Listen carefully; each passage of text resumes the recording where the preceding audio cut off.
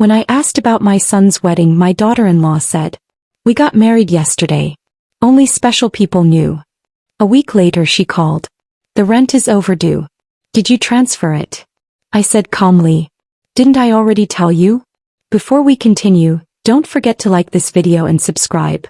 Your support helps share more stories with you. My name is Evelyn, and my only son Michael has been the pride of my life. From the day I held him in my arms, I promised myself I would give him everything I never had. And I did. I worked endlessly, sacrificed without complaint, and built my entire world around him. I believed nothing and no one could ever shake the bond between a mother and her son. When he introduced me to Clara, the woman he said he wanted to marry, I welcomed her warmly. She seemed polite, soft-spoken, even a little shy, but there was always a flicker in her eyes. A flicker that made me feel she didn't truly see me as part of their future. I brushed it aside because I wanted to believe my son had chosen wisely. As the months went by, I waited eagerly to hear about their wedding plans. Every time I asked Michael, he would smile and say, "Clara is handling everything, Mom. Don't worry, she'll let you know." So I waited. I trusted. I hoped. Then one afternoon, unable to contain my curiosity, I asked Clara directly about the date. She looked at me without a trace of shame and said, "We got married yesterday. Just for special people." Her words struck me like lightning. Special people? Was I not his mother? Had I not been there through every storm, every hardship, every sacrifice? I stood in silence, holding back tears that burned like fire in my eyes. Michael said nothing. And in that moment I felt something inside me shift. A deep wound I couldn't hide. Clara's words kept replaying in my mind. "We got married yesterday. Just for special people." My ears burned, my throat tightened, and for a moment I thought I had misheard her. I whispered, almost pleading, "What do you mean? Yesterday? Without me?" On the other end there was no hesitation, no hint of guilt in her voice. Yes. It was a small gathering. We wanted only those who mattered. Then she laughed lightly as if she hadn't just torn a mother's heart in two. I sat there, gripping the phone, waiting for Michael's voice to break through, waiting for him to say, "Mom, don't listen to her, of course you matter. I wanted you there." But the silence on his end was heavier than any words. He was there. He heard everything. Yet he chose not to defend me, not even to explain. That silence was louder than Clara's insult. It screamed at me, told me exactly where I stood, outside their circle, uninvited, unwanted. I thought of the nights I stayed awake, sewing his school uniforms by candlelight, the years I denied myself new clothes so he could have books, the mornings I walked to work in the rain so he could have bus fare. And this was how he repaid me? By letting a stranger decide I wasn't special? I pressed the phone to my chest after the call ended, but the ache inside me refused to quiet down. Michael's silence was not just silence, it was betrayal. That night, I sat alone in my living room, the shadows of the walls closing in on me. I kept hearing Clara's words, each one like a knife twisting deeper. "We got married yesterday. Just for special people." But what haunted me even more was Michael's silence. The silence of the boy whose first steps I held steady, whose tears I wiped with the hem of my dress, whose victories I celebrated even when no one else cared. I kept asking myself, why didn't he speak? Why didn't he say my name? Even one word from him could have lessened the sting, but he said nothing. Nothing at all. I looked at the old photo frames on the shelf. Michael in his graduation gown, Michael blowing out the candles on his 10th birthday cake, Michael asleep on my chest as a baby. Every memory stared back at me, and for the first time they felt like strangers. I had raised him with everything in me, only to be treated like an outsider when it mattered most. Neighbors called in the following days, some had heard whispers about the wedding. Some asked if I had been there, and I forced a smile, pretending I was fine. But behind closed doors I felt the sharp edge of shame. A mother left out of her own son's marriage. What story could be sadder than that? Still, I refused to let the bitterness break me. I swallowed my tears in silence and carried myself with dignity. I did not call Michael. I did not ask why. If my presence was too heavy for them, then my absence would speak louder. The days that followed felt like walking through fog. Every morning I woke up expecting a message, a call, something from Michael to explain, to soothe the wound Clara's words had left behind. But my phone stayed silent. The same son who once called me 3 times a day just to ask if I had eaten now had no words for me. I saw him once from a distance walking down the street with Clara by his side. He held her hand tightly, laughing at something she whispered. I waited, my heart racing, thinking maybe he would glance up, maybe he would notice me standing there. But he walked past as if I were invisible, as if I were just another passerby on the road. That night, I sat by my window staring at the stars, whispering prayers that felt heavy on my lips. I asked myself if I had failed him somehow, if all my sacrifices had not been enough. I remembered the years when I was mother and father all in one, carrying him on my back when his little legs grew tired, fighting off hunger with a smile so he wouldn't see my weakness. Was it all forgotten? Or did Clara's voice now speak louder than my love ever did? When neighbors mentioned the wedding in passing, I forced my lips into a smile, nodding as though I was proud. Yes, they wanted something small, I lied, keeping my dignity intact. I would not give anyone the satisfaction of knowing I had been cast aside. But inside, my heart trembled with every word because I knew the truth. I was not small, I was excluded. And still, through it all, Michael never called. His silence became a wall, one I could not climb no matter how hard I tried. Yet I carried myself with grace. I did not chase him, I did not confront Clara, and I did not beg for a place in their new life. I lived with my pain in quiet dignity, knowing time has a way of testing every bond. I told myself one thing. A mother may be ignored, but she can never truly be erased. It had been almost 2 weeks since the wedding, 2 weeks of silence from Michael, 2 weeks of me holding my pain close like a wound I refused to show the world.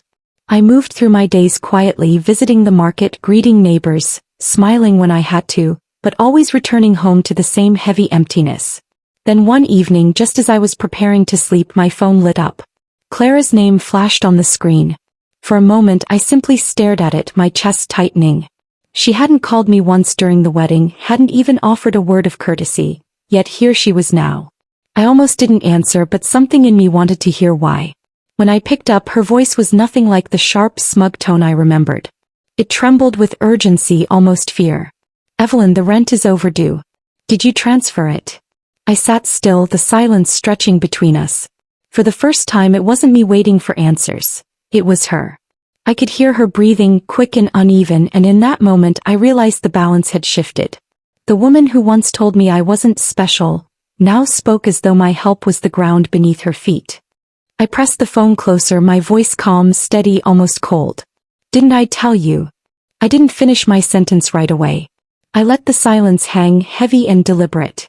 On the other end, Clara fidgeted, her breath uneven, as if she was waiting for me to rescue her from a fire she had started herself. Evelyn, she pressed, her voice sharper now but still laced with worry. The landlord has been calling, he said if we don't pay by tomorrow he'll change the locks. Didn't you say you'd handle this?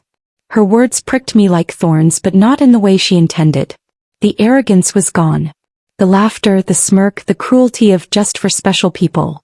All gone. What remained was need. Pure, unpolished need. I leaned back in my chair, staring at the walls of my modest home, the same walls that had sheltered Michael all his life, the same walls that had heard his laughter and his cries. And now here was his wife, the woman who cut me out of their wedding, clinging to me like a lifeline. I finally spoke, my tone calm, each word deliberate. Didn't I tell you, respect has to come before requests? Clara went quiet. For the first time, I imagined her face stripped of that smugness, her pride colliding with reality. She tried to recover quickly, her voice tightening. Evelyn, this isn't the time for lectures. We're talking about rent. About a roof over our heads. I almost smiled. Because for once she was the one cornered, not me. For once she was the one who had to wait on my words, measure her tone and hope for my mercy. And somewhere in the silence behind her voice, I knew Michael was there too, listening. The same Michael who had nothing to say when I was humiliated, now reduced to silence again, but this time for a very different reason. Clara, I said softly, almost like I was speaking to a child, you remember the day you told me I wasn't special? The day you married my son behind my back. She went silent, and for a moment I thought she had dropped the call. But then she sighed sharply as if the memory annoyed her. Evelyn, I didn't mean it that way. You're twisting things. Look, the past is the past, but right now. No, I cut her off, my voice steady, unshaken. Some things don't get buried under the past. They stay with us. Because words, Clara, have weight. You told me I wasn't special and my son stayed quiet. Do Do you think I forgot? Her tone shifted again, more clipped, defensive. Why are you bringing this up now? We're in trouble. Michael and I are counting on you. Don't you care if we lose the apartment? I let her words hang in the air, savoring the irony. She said we're counting on you, the same woman who had counted me out entirely when it suited her. Finally, I chuckled under my breath, a sound that made her rush to fill the silence. Please, Evelyn. You know we can't do this without you. Michael he's been stressed. He doesn't need more problems. And what about me? I asked quietly. Did anyone care if I was stressed when I sat alone on the day my only son was married? Did either of you think about me then? She stammered, her voice breaking just a little. That was different, we wanted something private, something simple. Private. I repeated, my voice cool. You made it private by erasing me. By erasing the woman who raised the man you now call your husband. There was nothing on the line now but her breathing, uneven, restless, exposed. For the first time Clara wasn't in control. For the first time she needed me more than I needed her. And I wanted her to feel every second of it. I let the silence stretch, then spoke slowly, my voice even and unshaken. Claire, listen carefully. I'm not your emergency plan. I'm not your safety net. And until you learn the meaning of respect, you will find my door closed. Evelyn, she started, panic lacing her voice. But I ended the call before she could finish. The screen went dark, and for the first time in weeks I felt no ache in my chest. Only calm. I knew she would call again. I knew Michael was sitting beside her, hearing every word, feeling the weight of his silence now in ways he hadn't on their wedding day. And when they came, because they would come, it would not be me standing in shame. It would be them. The days that followed were strangely quiet. My phone buzzed more than once with Clara's name, but I didn't answer. Each missed call was proof that the balance had shifted, and I let them pile up like stones at her feet. For once I wasn't the one waiting. 3 nights later, just as the evening shadows stretched across my living room, there was a knock at my door. Firm. Hesitant. Almost ashamed. I opened it slowly, and there they were, Michael and Clara standing side by side. Clara's face was drawn, the arrogance gone, her eyes restless. Michael, he couldn't even meet my gaze. He looked down at the ground, his hands shoved deep into his pockets like a boy caught stealing. Mom, he said softly, finally breaking his silence.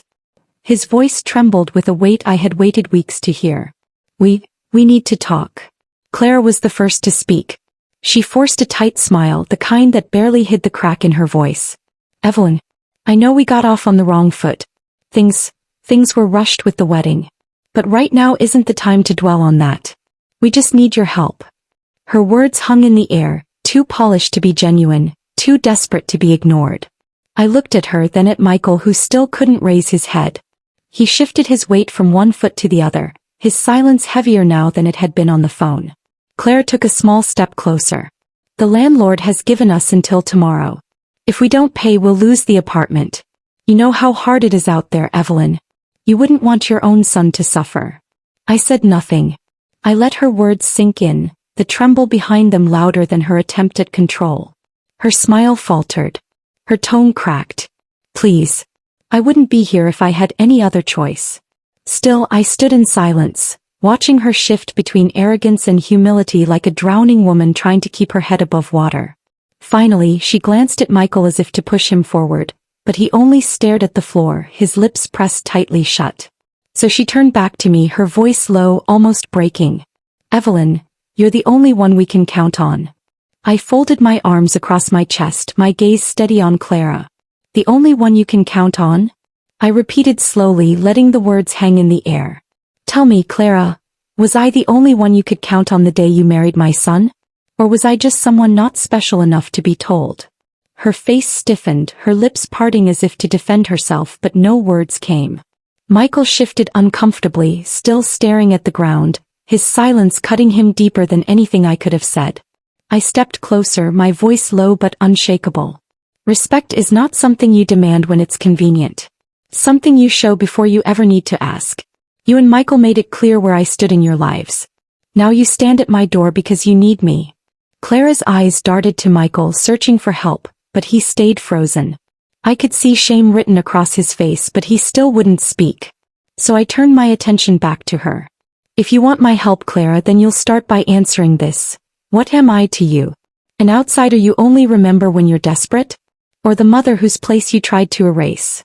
Her composure cracked, her voice trembling as she whispered, You're his mother. I know that. I shouldn't have. But she trailed off, the weight of her own arrogance finally pressing down on her. Michael finally lifted his head, his eyes red, his jaw tight.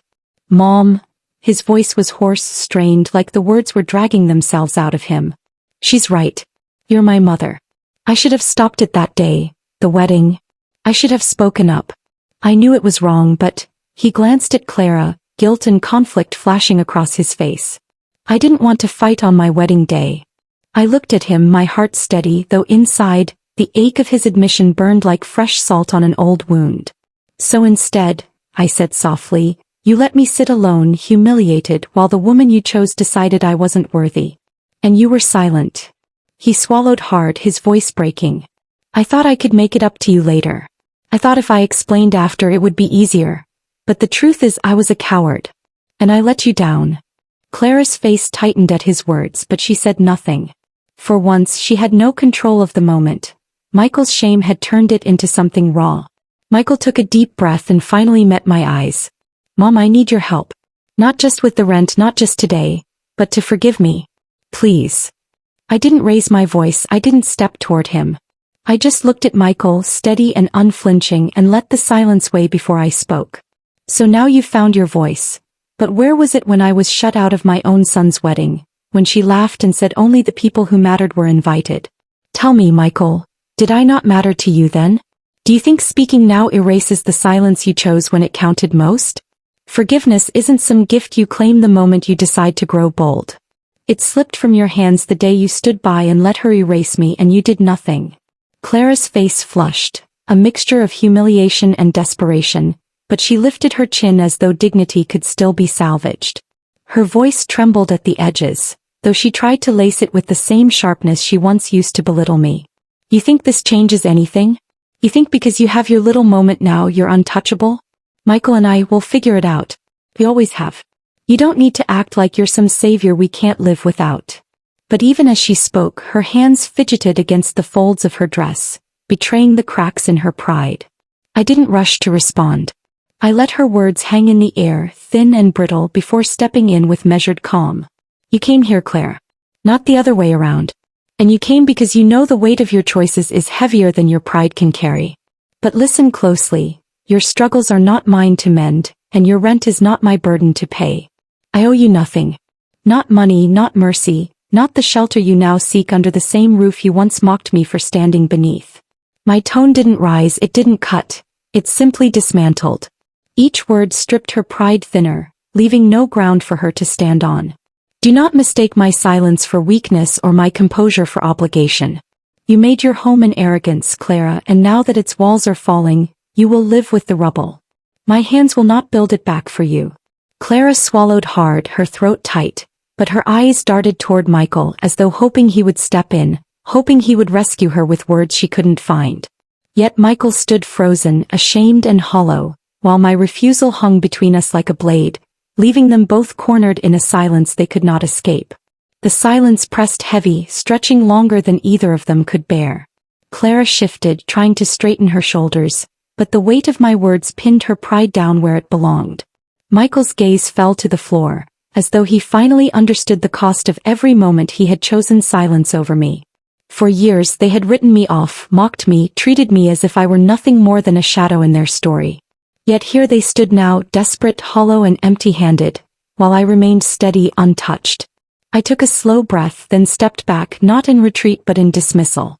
This conversation is over, I said softly, and the calm in my voice cut sharper than rage ever could. Take your pride, take your silence, and live with what's left. My door is not yours to knock on again. I turned away, not looking back, because there was nothing behind me worth seeing. Their desperation, their regret, their crumbling facade, it no longer belonged to me. What belonged to me was ahead. My peace, my strength, my freedom. And as I walked away, the echo of their silence followed me like a shadow, proof that the tables had turned forever. They left me broken once, but when they came crawling back, I left them with nothing but silence. Silence speaks louder than words.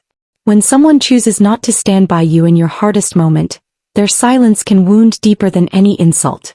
Exclusion reveals true value. If people can erase you from milestones that should be shared, it shows exactly how little space they believed you deserved in their lives. Forgiveness is not automatic. Courage and apologies that come late cannot undo the pain of betrayal when it mattered most. You don't always need revenge. Sometimes leaving them to face the silence they created is enough. Thanks for watching. Don't forget to like, share, comment, and subscribe for more powerful stories.